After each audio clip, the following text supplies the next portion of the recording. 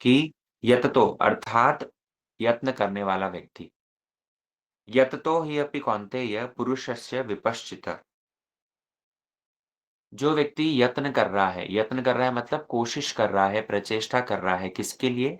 अपनी इंद्रियों को संयमित करने के लिए। इंद्रियाणि, इंद्रियों को संयमित करने के लिए, इंद्रियों को रेगुलेट करने के लिए जो व्यक्ति प्रचेष्टा कर रहा है, वो भी क्या होता है? हरन्ति प्रसभमन। ऐसा व्यक्ति का मन भी हर लिया जाता है। क्यों? क्योंकि इंद्रियाणि प्रमाथीनि, इंद्रियों के द्वारा उत्तेजित होकर के। मतलब 3 तरह के व्यक्ति समझो।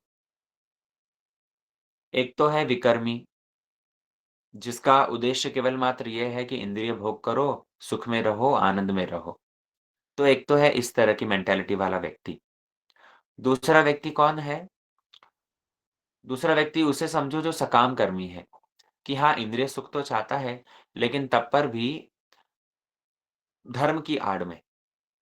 एक तो है विकर्मी मतलब विपरीत कर्म कर रहा है, मतलब भगवान से कोई लेना-देना नहीं, शास्त्र-वास्त्र से कुछ लेना-देना नहीं, केवल मात्र इंद्रिय भोग करूँगा। हाँ, इंद्रियों का आनंद प्रदान करूँगा। तो उस व्यक्ति वो विषयी व्यक्ति है, उस व्यक्ति का तो कहना ही क्या, उसकी तो बात ही छोड़ो। जो व्यक्ति उससे श्रेष्ठ है, सकाम कर्मी है, जो काम्य कर्म कर रहा है अर्थात इंद्रियों को सुख, भोग, ऐश्वर्य चाहता है, लेकिन शास्त्र रेगुलेशंस के अनुरूप। जैसे किसी व्यक्ति को स्वर्ग पाना है, तो स्वर्ग प्राप्ति के लिए क्या किया? अश्वमेध यज्ञ का कर लिया और भूष्टोम यज्ञ इत्यादि जो सब यज्ञ है, वो सब कर लिया। तो इन शास्त्र के रिचुअल्स को पालन करते हुए जो सकाम कर्मी है, उसकी भी बात छोड़ो। इससे भी श्रेष्ठ कैटेगरी, एक थर्ड कैटेगरी जो है, जो योगी। योगी मतलब जो भगवान से युक्त होना चाहता है, जो अपनी इंद्रियों को पहले बतलाए हुए श्लोकों के अनुसार रेगुलेट करना चाह रहा है। ऐसे व्यक्ति के साथ भी क्या होता है? यततो हि अपि, कि ऐसा यतन करने वाला व्यक्ति भी इंद्रियों के विषय सामने उपस्थित होने पर अपने आप को कभी-कभी कंट्रोल कर नहीं पाता। मतलब यहाँ पर इंद्रियाँ कितनी बलवान हैं, उसको भगवान बतला रहे हैं कि इंद्रियाणि प्रमार्थिनी हरन्ति प्रसभम मन। भगवान जैसे कह रहे हैं कि इंद्रियों का विषय जैसे ही सामने आया, तो 3 स्टेप्स है देखो। एक तो है इंद्रियाँ, उसके बाद में है फिर एक तो है इंद्रियों के विषय, उसके बाद में इंद्रियाँ और तीसरा है मन। इंद्रियों का विषय जैसे क्या? आँखों को सुंदर रूप दिख गया, कानों को बढ़िया शब्द में दिख गया, जिह्वा को बढ़िया रस मिल गया। तो एक तो है इंद्रियों का विषय, जैसे ही इंद्रियों का विषय सामने उपस्थित होता है, ये इंद्रियों का विषय क्या करता है? इंद्रियों को आकर्षित करता है। बढ़िया कोई दृश्य आया, तुरंत आँखें उस ओर भागेगी, है ना? बढ़िया कोई शब्द सुनने को मिला, तुरंत कान उस ओर भागेंगे। तो इंद्रियों का विषय तो इंद्रियों को खींचता है और ये इंद्रियाँ किसको खींचती है? मन को खींचती है। प्रमाथि मन प्रमाथि प्रमाथिनि हरन्ति प्रसभम मन, कि ऐसे व्यक्ति अ, अपने मन को रख नहीं पाते, उसकी ओर धावित हो जाते हैं। इंद्रियों के विषय इतने बलवान हैं। यहाँ पर टीका में उदाहरण दे रहे हैं विश्वामित्र जी का। विश्वामित्र जिस समय पर वो तपस्या में बैठे थे, तो तपस्या में बैठने पर इंद्र ने मेनका को भेजा, अप्सरा को भेजा और वो अप्सरा आकर के सामने जब नृत्य करने लगी है, तो उसके घुंघरू की आवाज़ सुन कर के, उसके नूपुर की आवाज़ सुन के ही विश्वामित्र का मन विक्षिप्त हो गया, है ना? कोई प्रश्न कर सकता है कि भैया घुंघरू की आवाज़ सुनने पर ही ऐसा क्या हुआ? एक्चुअल में घुंघरू की आवाज़ सुनना तो केवल मात्र एक ट्रिगर है। जैसे ही घुंघरू की आवाज़ सुनी तो मन के अंदर तो पहले से ही वो सारे संस्कार हैं, तो तुरंत वो सारी थॉट्स जो है ट्रिगर होने लगी। घुंघरू की आवाज़ आ रही तो कोई स्त्री होगी तो ऐसा उसका रूप होगा, ऐसा उसका रूप होगा तो ऐसे वो सौंदर्य होगा। तो इस तरह से पूरा वो चेन जो है विषयों की अंदर ही स्टार्ट हो जाती है और उसके फलस्वरूप फिर क्या होता है? प्रमाथि मतलब प्रसभम मन, वो भागता है। कैसे भागता है? जैसे एक परवाना होता है ना, एक मॉथ होता है जैसे अग्नि की ओर भागता है। भले ही पता है मर जाएगा, लेकिन तब पर भी जाकर के स्वाहा हो जाता है। ठीक उसी प्रकार जीव भी क्या करता है, इन विषयों के कारण ही भावित होकर के और दौड़ता है, मन उसकी ओर भागता है। है ना? इसलिए भक्त को चाहिए क्या कि विषय चिंतन के साथ बिल्कुल कोऑपरेट ना करे। यहाँ पर टीका में राजा कुलशेखर का उदाहरण दे रहे हैं। जिस समय राजा कुलशेखर उन्होंने अपनी मुकुंदमाला स्तोत्र में वर्णन किया, यद अवधि मम चेत कृष्ण पदारविन्दय नव नव रस धामन्य उद्यतां रन्तुमासीत् तदवधि बत नारि संग में स्मर्यमाने भवति मुख विकार सुष्ठु निष्ठीवनं च। राजा कुलशेखर वर्णन करते हैं, यद अवधि मम चेत कृष्ण पदारविन्दे, कि जिस समय मेरा मन कृष्ण के चरणारविंद में लग गया है। अर्थात जिस समय मैं कृष्ण स्मरण कर रहा हूँ, कृष्ण भजन कर रहा हूँ, तो नव नव रस धामन्य उद्यताम रंतुम आसीत, कि भगवत भजन के माध्यम से क्या हो रहा है, नए नए रस मुझे प्राप्त हो रहे हैं। महाप्रभु ने वर्णन किया है ना, आनंदाम्बुधि वर्धनम प्रतिपदम पूर्णामृता आस्वादनम, कि इस भगवत भक्ति में ऐसा रस है, इस भगवत भक्ति के माध्यम से प्रत्येक क्षण-क्षण में, प्रत्येक पद पर एक नए-नए आनंद की, नए-नए रस की अनुभूति होती है ना? जागतिक रस के अंदर जहाँ पर धीरे-धीरे, धीरे-धीरे घटता है, वहीं पर पारमार्थिक, आध्यात्मिक रस के अंदर धीरे-धीरे, धीरे-धीरे उन्नति प्राप्त होती है, वर्धित होती है, बढ़ोतरी होती है ना? तो यहाँ पर कुलशेखर राजा कहते हैं, नव नव रस धामन्य उद्यताम रंतुमासित, कि नए-नए रस मुझे नए-नए नित्य नवायमान दिव्य रसों का अनुभव होता है। और जिस समय मुझे नए-नए रसों का अनुभव होता है, तब कभी मुझे अपने पुराना समय स्मरण आता है। तद अवधि बत नारी संगमे स्मर्यमाने, तो उस समय पर यदि मुझे स्मरण आता है कि कैसे मैं स्त्री के संग में निकृष्ट रस में लुप्त था, पड़ा हो उसमें उसमें फँसा हुआ था। तो ऐसे में क्या होता है, तद अवधिवत नारी संगम स्मर्यमाने भवति मुख विकार। तुरंत मेरा जो है मन खराब हो जाता है, मुँह खराब हो जाता है। और सुष्ठु निष्ठिवनं च, मेरा मन करता है मैं मतलब थूकने की इच्छा करती है। अब कितना स्ट्रॉन्ग स्टेटमेंट यहाँ पर 2 बातें समझो। कुलशेखर राजा कितनी स्ट्रॉन्ग स्टेटमेंट दे रहे हैं कि सबसे पहली बात तो जिस स्त्री संग को प्राप्त करने के लिए, जिस विषय भोग को प्राप्त करने के लिए प्रायः संसार के लोग लालायित हैं। उस विषय भोग के प्रति राजा की कैसी भावना है कि भवती मुख विकार सुष्ठु निष्ठिम, उसकी ओर मैं थूकता भी नहीं। मतलब वो चीज़ इतनी निकृष्ट है कि मैं उसकी ओर देखना ही नहीं चाहता।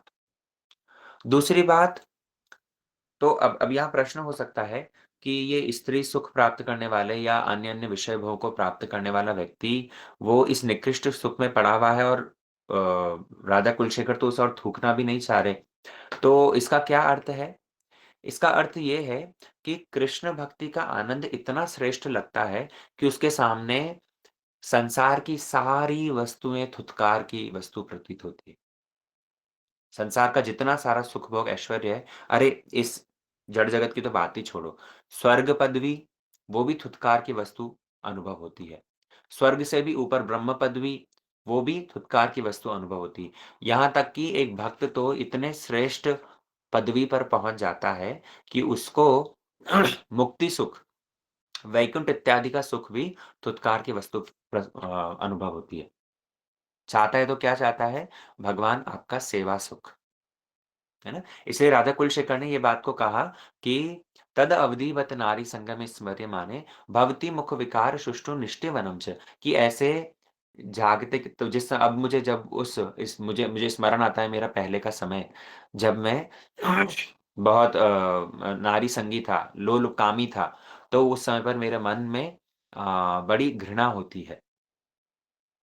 दूसरी बात यहाँ पर जो राधा कुलशेखर कह रहे हैं कि अभी मैं यद अवधि मत मम चेत कृष्ण पदारविन्दय, कि मुझे कृष्ण के चरणों का स्मरण हो रहा है, मैं कृष्ण चरणों में अपने मन को लगाने की कोशिश कर रहा हूँ। तो तब भी नारी संग स्मर्यमाने, तब भी मुझे पूर्व का जो स्मरण विषय वासना मेरे हृदय में आ जा रही है। तो इससे एक बात हमें समझना चाहिए कि भगवत भजन करने वाले व्यक्तियों को भी बीच में विषय वासना हृदय में आ सकती है, और आ रही है तो इसका मतलब ये नहीं कि वो पतित हो गया या फिर उसे उसका पतन हो जाएगा। अगर मन में ऐसी भावना आ रही है, तो उसके प्रति हमारा रिएक्शन कैसा है, वो मुख्य है। जैसे एक तो है श्रेष्ठ भक्त, राजा कुलशेखर का जैसे उदाहरण समझो। श्रेष्ठ भक्त उनका उनको यदि ऐसी कोई भावना हृदय में आती है, तो तुरंत क्या होता है, दफ़ा हो जाओ यहाँ से। वो उस भावना को तुरंत रिजेक्ट कर देते हैं, उसको उसके प्रति थूकते हैं, मतलब उसको नकार देते हैं। दूसरी ओर है विषयी। विषय व्यक्ति के मन में जैसे ही ऐसी भावना आती है, तो वो उसका स्वागत करता है, आओ, मैं तो तुम्हारा इंतज़ार ही कर रहा था। है ना? तो भक्त कौन है? एक साधक, हमारे जैसा साधक कौन है? हमारे जैसा साधक इंटरमीडिएट है। इन दोनों सिचुएशंस के बीच में है। साधक कभी-कभी हाँ करता है, कभी-कभी ना करता है और प्रायः क्या करता है? वेट, वेट, है ना? क अनुकूल परिस्थिति नहीं है या जिस किसी कारण से साधक क्या करता है? हमेशा उसको अवॉइड करता है, इंतज़ार करो। तो ये हमें क्या करना है? हमें इस जर्नी पर आगे की ओर बढ़ना है। हम हो सकता है अभी ऐसी स्टेज में आ गए जहाँ पर विषयी की भांति हमें ये सांसारिक वासनाओं का स्मरण आने पर हम उनका स्वागत तो नहीं कर रहे हैं। लेकिन हम लास्ट वाली स्टेज जहाँ पर वो धुतकार की वस्तु प्रतीत हो रही है, ऐसी स्टेज पर भी नहीं पहुँचे। तो ये ट्रांज़िशन है, ये हमारी यात्रा है जहाँ पर हमें इधर से इधर पहुँचना है। जहाँ पर विषय चिंतन यदि हृदय में आए भी, तो हमें क्या करना है, उसके प्रति नकारना है। और आप देखिएगा, जितने ज़्यादा आप विषय वासनाओं के प्रति अपनी पीठ करते हैं, जितने ज़्यादा आप उनको नकारते हैं, उतने ही ज़्यादा आप कृष्ण के प्रति उन्मुख होते हैं। जितना ज़्यादा हम विषयों के प्रति विमुखता दिखलाते हैं, वो बुद्धिपूर्वक दिखलानी पड़ेगी। इंटेलिजेंस यही है, बुद्धि योग यही है कि बुद्धिपूर्वक उसको दिखलाना पड़ेगा। जितना ज़्यादा उसके प्रति हम नकारात्मकता दिखाएँगे, उतना ज़्यादा हम भगवान की ओर अग्रसर होंगे। एवरी स्टेप एक-एक जब हम लोग विषयों को मना कर रहे हैं, तब तक हम लोग भगवान की ओर बढ़ते जा रहे हैं, बढ़ते जा रहे हैं। है ना? इसलिए हमें इस जर्नी को आगे लेकर चलना पड़ेगा। मन को कृष्ण चिंतन में इतना ज़्यादा भर दो कि दूसरी चिंताएँ आए ही ना। लेकिन यहाँ पर इस श्लोक के अंदर क्या कहना चाह रहे हैं भगवान कि देखो अर्जुन, जो व्यक्ति यत्न कर रहा है, तो ऐसे यत्न करने वाले व्यक्ति के साथ भी असुविधा हो सकती है। मतलब उस व्यक्ति की भी इंद्रियाँ इतनी प्रबल है, उस व्यक्ति को भी इंद्रियाँ आकर्षित कर सकती है। शौबरी ऋषि, आप भागवतम पढ़ के देखिए, मानो हम तो इस जगत में बाहर रहते हैं इसलिए सारी इंद्रियाँ उनके विषयों को देखती हैं, है ना? लेकिन शौबरी ऋषि वो तो तपस्या करने के लिए पानी के नीचे चले गए थे।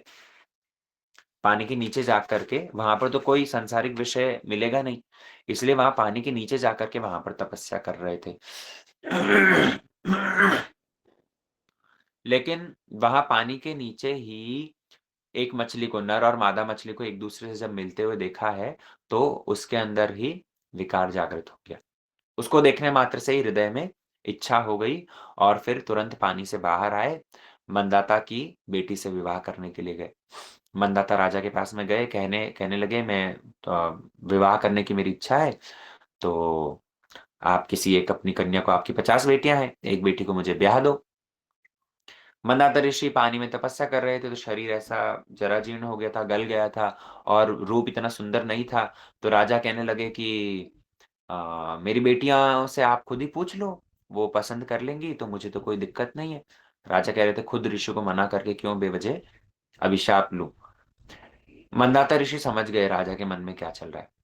मांधाता ऋषि ने शौबरी ऋषि ने तुरंत अपने रूप को अपने योग बल से इतना सुंदर रूप बना दिया, इतना सुंदर रूप बनाया, जैसे ही कन्याओं के महल में गए हैं, तो एक कन्या से क्या विवाह करेंगे, 50 की 50 कन्या इनके रूप को देख कर के आकर्षित हो गई और इन शौबरी ऋषि ने 50 विवाह किए। पचासों अपने योग बल के माध्यम से 50 कन्याओं को संतुष्ट किया और तदुपरांत बहुत लंबे समय तक विषय भोग करने के बाद में इनको पुनः स्मृति हुई कि हाय हाय! कहाँ मैं भगवान का भजन करने के लिए, तपस्या करने के लिए निकला था और पानी के नीचे जाकर के भी बस एक मछलियों की काम क्रीड़ा को देख कर के मैं विक्षिप्त हो गया। है ना? तो यहाँ इसलिए उदाहरण दे रहे हैं विश्वामित्र के और शौबरी ऋषि के माध्यम से कि तपस्या उनकी अ, क्यों फलप्रद नहीं हुई? क्योंकि भगवान से युक्त नहीं थी, है ना? परम दृष्ट्वा निवर्तते तो कहा है भगवान ने, लेकिन वो परम दृष्ट्वा इंद्रियों को केवल मात्र कंट्रोल करने से नहीं होगा। कंट्रोल करते-करते क्या होगा? अंततः इंद्रिय मन विक्षिप्त हो जाएगा। तो इंद्रियों को सही जगह लगाना भी पड़ेगा और कहाँ लगाना है, भगवान उसी को अगले श्लोक के अंदर वर्णन करेंगे। तानि सर्वाणि संयम्य युक्त आसीत् मत्पर वशे हि यन् वशे यस्य इन्द्रियाणि तस्य प्रज्ञा प्रतिष्ठिता। भगवान ने श्लोक के अंदर श्लोक संख्या 61 के अंदर पहली बार अर्जुन को कहा मत पर। अब तक अपने बारे में कोई चर्चा नहीं करी थी। अब तक केवल मात्र भगवान इंद्रियों को कंट्रोल करो, इंद्रियों को ठीक जगह लगाओ, एक शिक्षक बने हुए थे। लेकिन अब भगवान ने कहा कि कंट्रोल्ड इंद्रियाँ लगाओगे कहाँ? संयमित इंद्रियों का विषय कौन है? बोले मैं हूँ, मत्पर।